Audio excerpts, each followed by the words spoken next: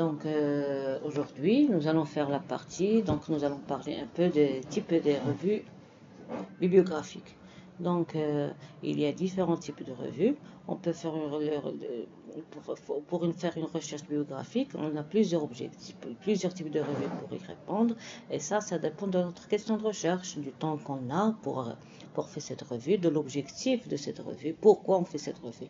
Donc les revues rapides, donc il y a les revues rapides, les revues narratives, les revues systématiques avec méta-analyse, les scoping review, les umbrella review.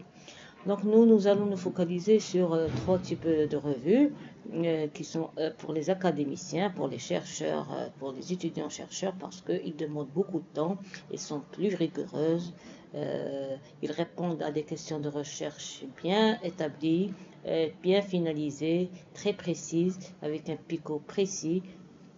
Donc on commence par la revue systématique. C'est quoi une revue systématique? Une revue systématique, c'est une revue qui est rigoureuse, méthodologique, donc qui suit une chronologie dans sa réalisation et qui répond à une question précise. On a une question précise où on fait une recherche, on trouve plusieurs articles qui ont parlé de ce sujet. Donc pour avoir une réponse, donc on va relire tous ces articles de façon systématique pour arriver à une conclusion. Donc, la première étape pour faire cette revue, c'est faire un protocole et l'inscrire au site Prospero comme quoi vous avez déjà fait cette revue et personne ne va faire la revue en même temps. Parce que, comme je l'avais dit, une revue, ça demande beaucoup de temps. En moyenne, c'est 10 mois, 12 mois avant sa publication. Donc, la revue systématique est... le revue systématique avec méta-analyse. La méta-analyse, ça permet de voir l'effet, l'effectiveness, l'efficacité, l'effet d'une intervention sur un problème de santé. Donc, pour ça, donc, il faut d'abord faire une revue systématique et puis l'affiner avec une revue une méta-analyse. Par exemple, nous avons cette revue systématique, cette systématique review avec méta-analyse sur les physical activités, l'effet de l'activité physique sur les symptômes négatifs de la schizophrénie. Ça, c'est une question très précise. Elle a parlé d'une intervention sur l'activité physique et d'un effet sur les symptômes négatifs. Donc là, il faut faire de façon rigoureuse. Donc il faut rechercher sur des bases de données, il faut faire la enregistrer sur Prospero, il faut établir une stratégie de recherche sur différentes bases de recherche, affiner la question de recherche, faire la sélection des articles sur titre et puis sur abstract, et puis après l'abstract, il faut sur texte complet. Ici, ils ont texte complet, ils ont 136. Après la lecture, ils ont arrivé à avoir seulement 17 parce que c'est une revue qui ne s'intéresse que les essais cliniques randomisés avec qualitative synthesis, qualitatif pour enfin.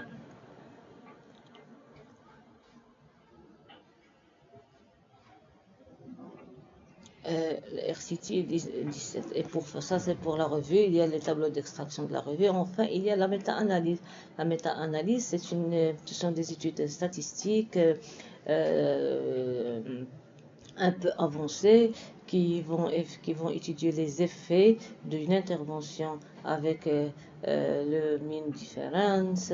Donc, pour dire est-ce que cette intervention a un effet ou c'est un effet du hasard, ou bien c'est un effet non significatif, ou bien c'est un biais. Donc ça, la méta-analyse permet de conclure. Est-ce qu'une intervention, et après il y a plusieurs interventions, et il conclut, est-ce que les résultats de ces interventions sont dus à l'intervention elle-même, parce que est-ce que ça se répète dans toutes les études, ou bien c'est du effet du hasard.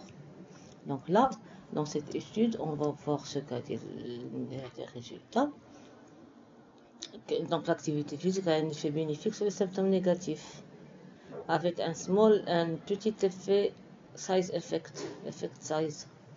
Donc, la méta-analyse systématique avec méta-analyse, elle permet à répondre à une réponse rapide.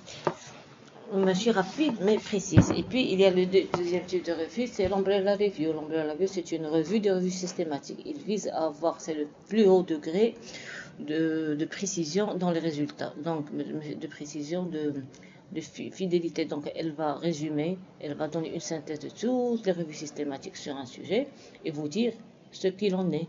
Donc c'est une étude, c'est une revue très rigoureuse, elle aussi, elle suit des étapes bien précises depuis l'identification de la question de recherche jusqu'à la publication, jusqu'au résultat. Et enfin, il y a la Scopus Review. La Scopus Review, ça c'est une revue qui demande beaucoup de temps, mais la question elle est plus large, n'est pas très affinée. C'est pour préparer une revue systématique, pour se demander, on fait d'abord une Scopus Review, c'est-à-dire de la portée, c'est-à-dire l'importance, le mapping, qu'est-ce qui a été dit sur ce sujet, de quoi il s'agit, les principales interventions, les effets, les personnes, les intervenants, les participants. Et puis, on fait un mapping, une cartographie de ce qu'il y a dit sur Scopus Review. On l'a fait généralement pour les sujets qui sont pas très abordés et qui sont vagues. Après, elle peut préparer à faire une méta-analyse, une systematic review. Donc, à la base d'une Scopus Review, on peut faire une systematic review pour répondre à une question de recherche plus affinée.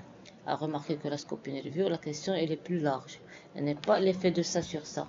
Donc, on peut parler de, par exemple, les patients hospitalisés pour schizophrénie et la pratique d'activité physique. Donc là, c'est une question large. Donc, les patients schizophrènes, est-ce que schizophrènes en phase aiguë, ou là, ils sont délaissés, ou là, l'activité physique en groupe, d'entraînement, type d'activité physique, le yoga. Donc là, on va parler en général. Après, on peut préciser notre question de recherche. Donc, j'espère que j'étais claire pour mes réponses. Si vous avez des interrogations, des questions, veuillez me contacter sur mon email.